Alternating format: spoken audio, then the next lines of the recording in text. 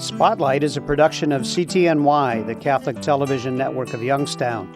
It seeks to spotlight people, places, and events from around the Diocese of Youngstown that promote the new gospel of joy called for by Pope Francis. Your program host is Father James Corda.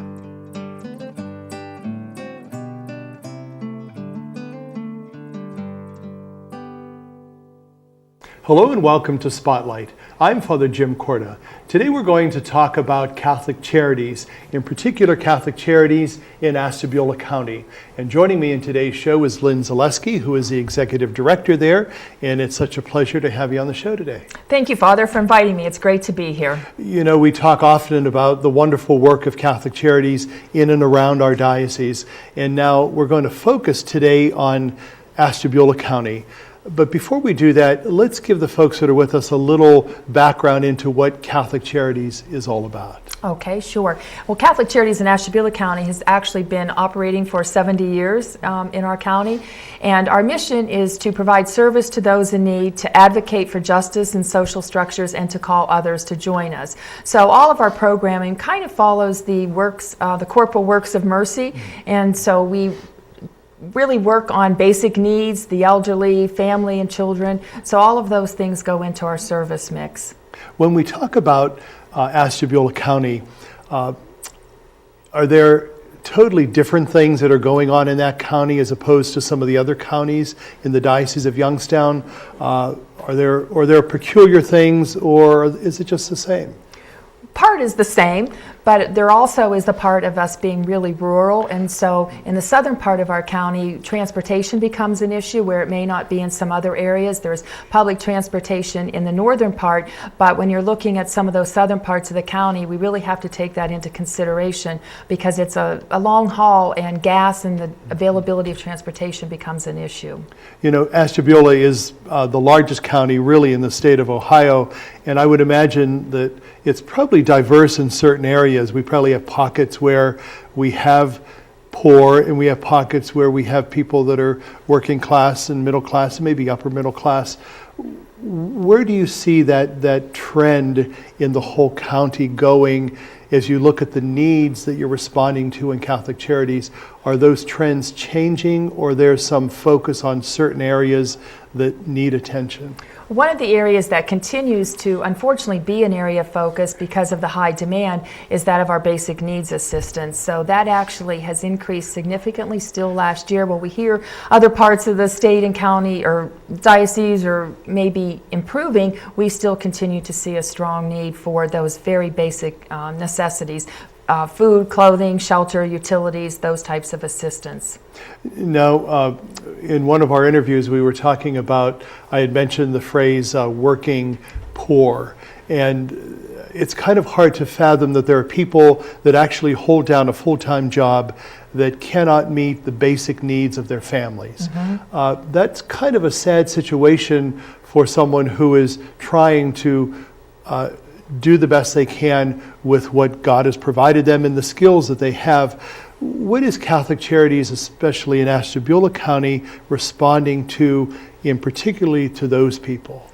One of the things that we look at is when people do come to us for assistance, and you are very right, a person could be working sometimes 2 and 3 jobs trying to manage the month-to-month needs, and they still are unable to make it. So what we do is we look at a budget and we look at what's coming in and what's going out and try and prioritize those needs, talk about wants and needs, and help them come up with a budget that is manageable. Often it is because housing is too large of a portion of their income, but one of the challenges is finding decent, affordable housing for individuals that are working poor. And, you know, working poor, when we talk about that, minimum wage, what you would make there is very different from what it takes to make a living, to a sustainable living. And so there's a big gap there. I would imagine that in the not too distant past, you saw many foreclosures up in the area, like we did throughout the country. Right. What would be some of the immediate response to those particular needs that you may have had in the past that you still might have now? Well, still, foreclosure continues to be an issue, and we actually are the only HUD certified agency in Ashtabula County, so our housing counselor can still work with lenders and work as that neutral mediary. Oftentimes, there's a lot of language and things working with the lender that you're not used to working with, and so that housing counselor can come into play and sometimes help get a lower monthly payment. They can reduce interest and make things more affordable so that they can afford their house and keep in their house and still maintain their other basic necessities as well. Let's talk about your agency up in Ashtabula. Give us a flavor for the personnel that work there, some of their background, what gifts do they have that they provide to the people, and what are some of the services. Briefly, we'll talk about those services, but more about the people that are there first. We have a staff of 15 currently. Many of them have been there for many years. We're talking 10 years or more, so we're very lucky about that. But I think what we find for the staff that are working in our agencies is that they are really there as a mission-driven. They are not so much considering it a job, but they are very passionate about the mission and those that we serve.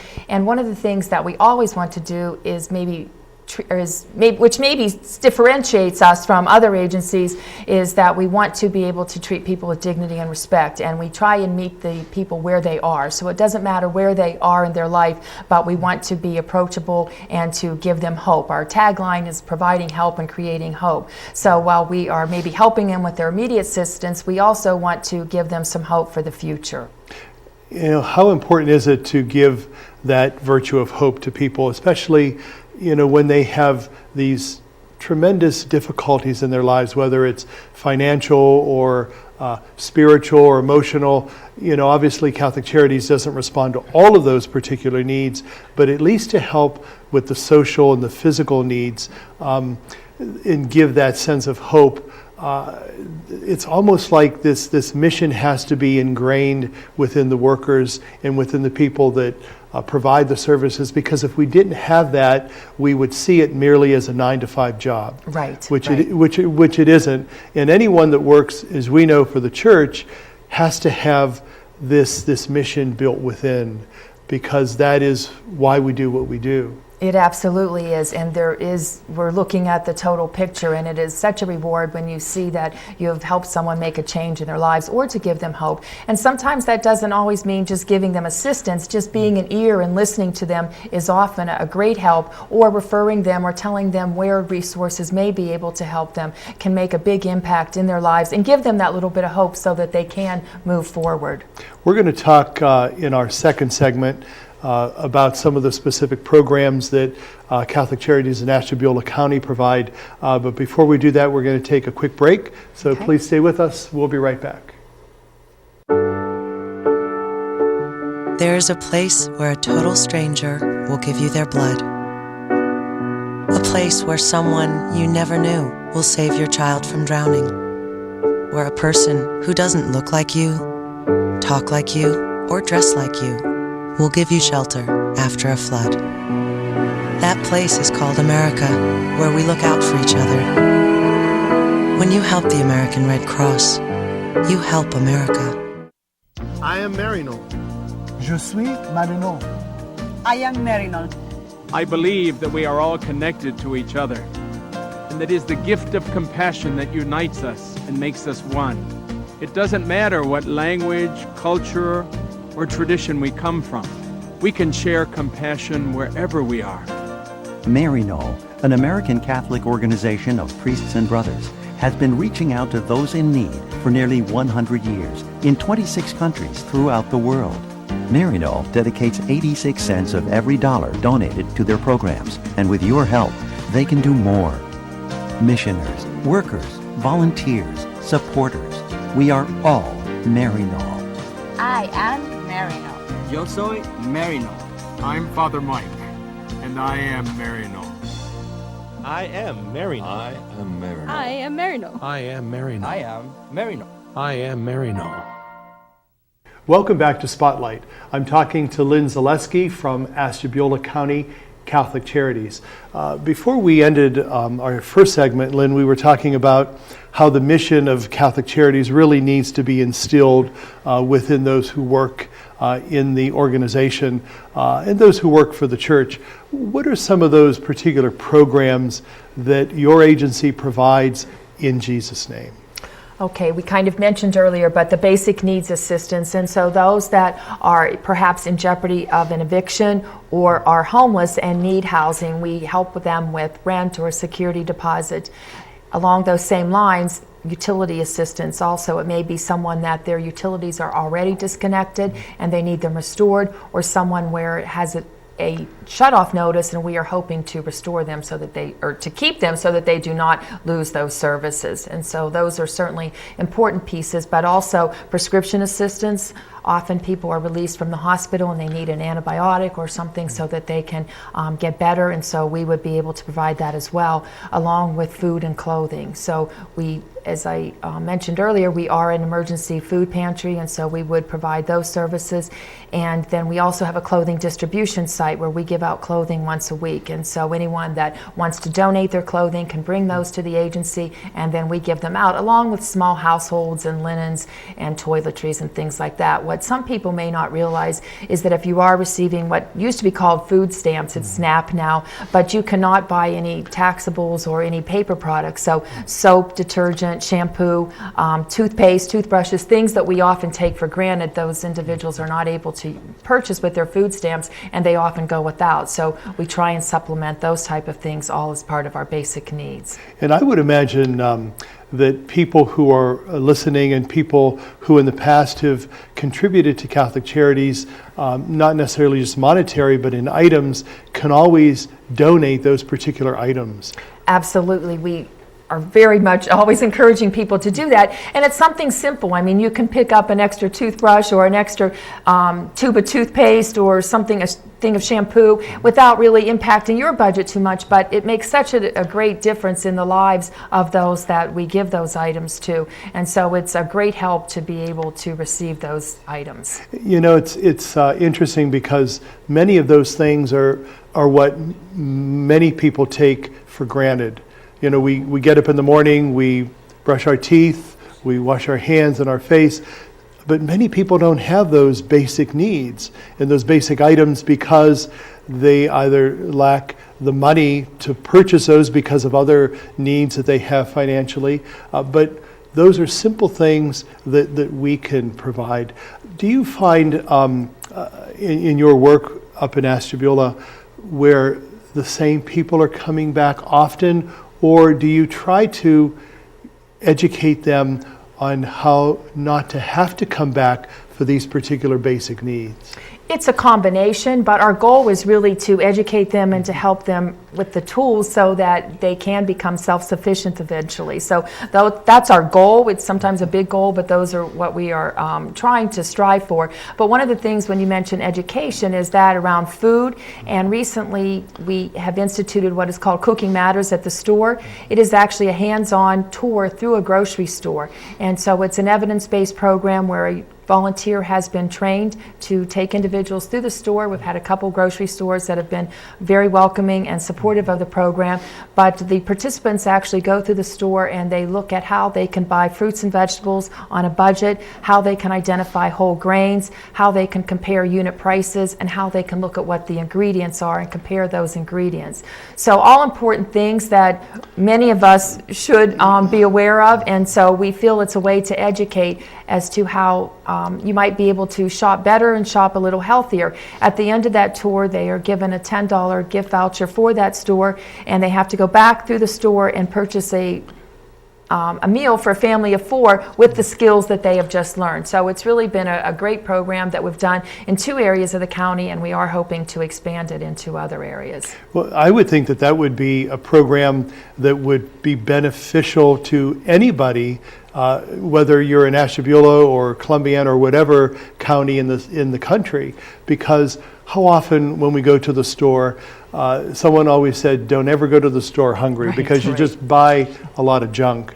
But if you go with the intention of buying not only healthy things, but also being able to stretch that dollar as far as it'll go in a healthy way is really a wonderful opportunity. It is. It's really tools that all of us can use because we all sometimes make bad choices, and so it's nice to be educated on those things. And how important is that education component in any of the Catholic Charity services? It is a very important piece because really we feel that in order to become self-sufficient or to move forward, it really is about education, understanding that the choices that we all make do have consequences, understanding where we can perhaps make better choices, and so education is a big piece of what we do. We've got about 3 minutes left in our second segment. In our first segment, we talked about some of those people who are employed by your Catholic Charities agencies. Let's talk about the volunteers. I would imagine you have volunteers that you had mentioned with this grocery store opportunity. What are some of the volunteers' work? And if someone's interested in sharing their time or talent, what can they do? There are a variety of things, and we actually are so grateful for the volunteers because some of the programs that I'll get into we would never be able to do without that. But we try and match what the volunteer wants to do and with an appropriate opportunity. We want it to be meaningful for us, but also for that volunteer. So it depends if they want to volunteer every week, if they want to volunteer seasonally, like for the Christmas program. But some of the opportunities are in our guardianship program, which we will get into a little bit later, I'm sure. But that person actually becomes the legal voice for a person who is indigent and deemed incompetent by the court, and they make their living decisions.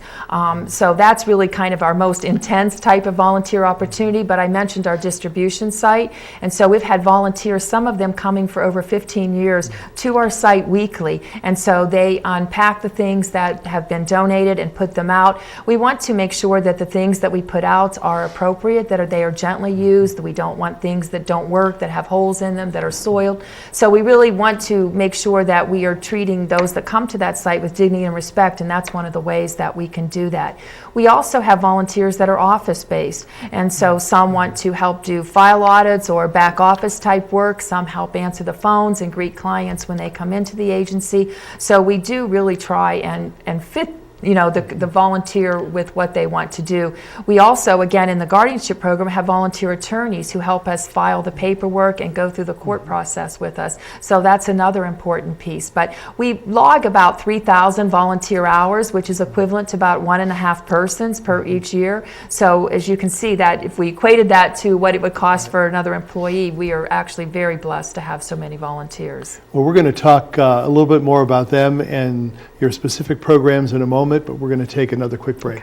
Stay with us. We'll be right back. I spent 34 years as a teacher.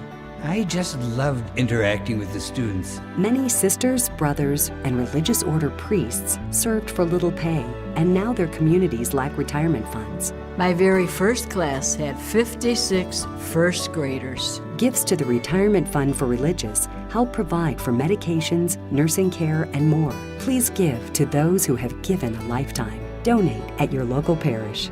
God bless you for your help. Light Moments. Here's Father Tom McSweeney. Christian Fedorov says he's not a hero, but many people in New York think otherwise. Mr. Fedorov was at a subway station in Manhattan when he saw a young woman being attacked. The robber was trying to pull gold chains from her neck as she stood there with her child, and that's when Mr. Fedorov stepped in. The attacker then stabbed him several times and got away. And when asked if he considered himself a hero, the shy and soft-spoken college student answered, "What I did doesn't make me a hero. What I did makes me a human being." New York subway Samaritan serves as a reminder that there's a heroic human being inside each one of us. Whether through an act of courage or an act of compassion, we become more human and more fully alive every time we live up to a higher calling. This message from the Christophers, New York, 10017. Welcome back to Spotlight. We're talking about Catholic Charities, in particular in Ashtabula County in Ohio, with Lynn Zalewski.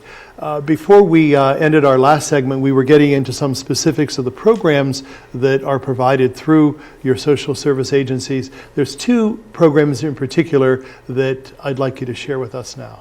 And those are under our protective services kind of umbrella. And I'll talk first about the representative payee-ship program. And that is for those that are typically receiving a Social Security disability because of a mental illness. Over 80% of those in this program have a severe and persistent mental health diagnosis. And while we find that they are not incompetent, they are sometimes not able to manage their finances. And so Social Security asks us to intervene, and we actually take possession of their funds, and then we are responsible for meeting those basic needs. So we pay from their funds their rent, their utilities, make sure that their medical expenses are paid, their co-pays and things, and then also give them a monthly kind of or weekly spending allowance. We do a budget with them so that they can see where their money is going, and they are often living on just over a little over $700 a month. So it is, again, a challenge. We have to find appropriate housing and work with the landlords and make sure that their basic needs are satisfied first. But it's a great preventative program because often these individuals, because they are so vulnerable and often exploited, would become homeless without our assistance. And what's the other program that you had mentioned? The other program then is a little more restrictive, and it is the guardianship program. In cases of guardianship, an elderly individual has been deemed incompetent, and that is through a statement of expert evaluation by a physician and also through a court investigation. It is restrictive because it is stripping a person of certain rights, so we want to make sure that is a program of last resort. If other options can be utilized, we want to certainly utilize those because we don't want to take away a person's rights if not necessary. But they are no longer actually capable of making their day-to-day living decisions. So a guardian is assigned, which would determine where they live, help them with their medical expenses and advocate for them, really become that person's voice for them. So it is a very long-term commitment when we have a volunteer guardian, or at least we hope so. But many of the guardians tell us what a wonderful experience it is that they can be that voice and help someone. You know, we think of often our, elderly parents, our grandparents, and how we want them to have dignity and respect in their last years to be really ones that are good for them, as good as possible with their, maybe aging ailments. But we often find that these individuals are exploited, that maybe their only family members have taken advantage of them using their funds, not for the care of the elderly, but for their own needs. And so it's very sad situations when we are called into those. But we are most grateful for about 40-some volunteers that help us in that program, as well as our 2 staff members that take on that work. Now, do you see the trend in these 2 particular programs increasing? We do. We actually have a waiting list for the payee-ship program, and those are really of all ages, not just the seniors, but our population is aging. I think by the year 2020 in Ashtabula, they're estimating that about a third of our population will be over the age of 60. So we do see, unfortunately, a need for this type of service increasing. And these individuals really have often no one else in their lives, and so we want to be able to help them with those final years.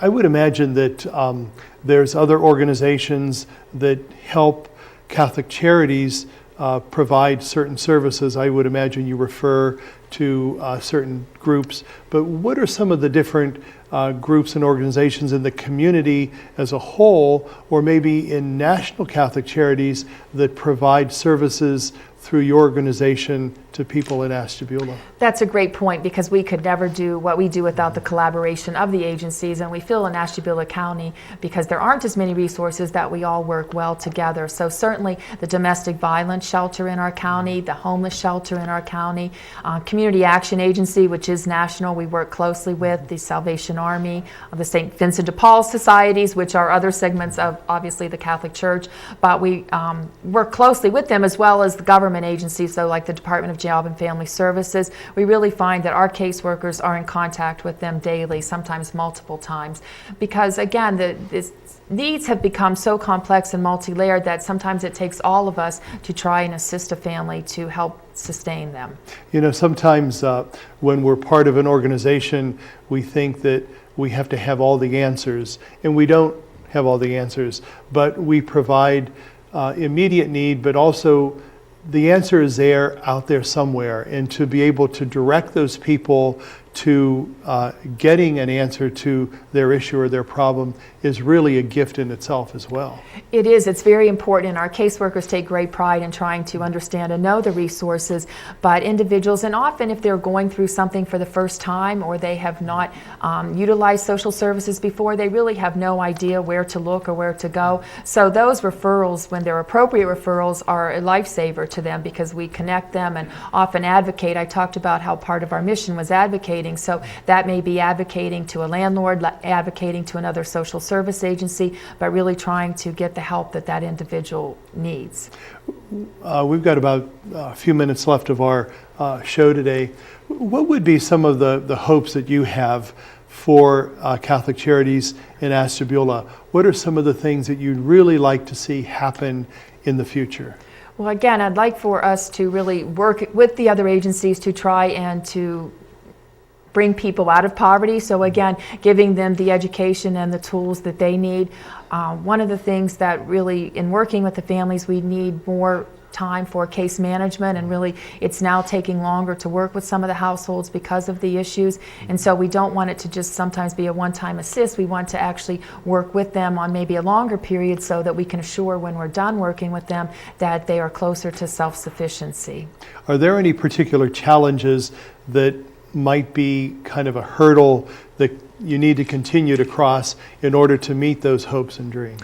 Well, certainly always financial is a challenge, and juggling and trying to determine where our funds are going to come from, and applying for grants and researching foundations and things where we can have opportunities to tap into funds that are available. So certainly that is a challenge. As we mentioned, transportation will continue to be a challenge, but we want to really do two things to help with the immediate need, but we also want to do that advocacy piece to our legislators on a larger scale so that they understand the impact of the decisions that they are making in our local communities.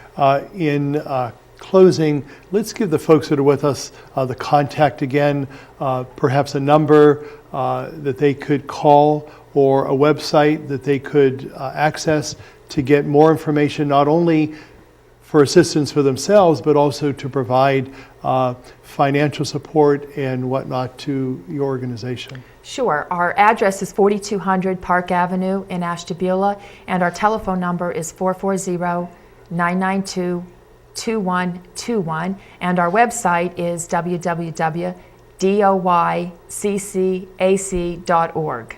Well, we'll put that on the screen so people can access that.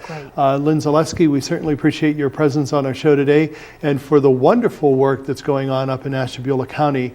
Like all Catholic Charities agencies, we know that you have a particular mission and you do it in the Lord's name, and you provide not only immediate assistance to people, but long-term education, advocacy. We know that without that, many people would not be served. So thank you.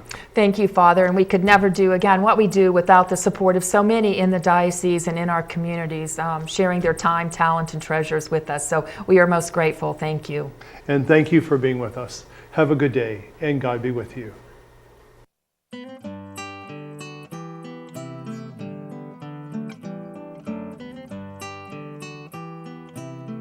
Spotlight has been a production of CTNY, the Catholic Television Network of Youngstown. Your program host was Father James Corda.